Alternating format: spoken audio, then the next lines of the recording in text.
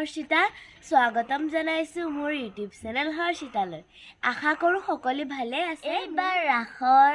মোৰ শ্ৰী কৃষ্ণ ভাওৰ ভিডিঅ'সমূহ দেখুৱাইছিলো যদিও আৰু কিছু ভিডিঅ' এতিয়াও দেখুৱাবলৈ কিন্তু আজি ৰাসৰ ভিডিঅ' নহয় আজি আপোনালোকৰ ওচৰত চিনাকি কৰিবলৈ ওলাইছো কেইজনমান বিশেষ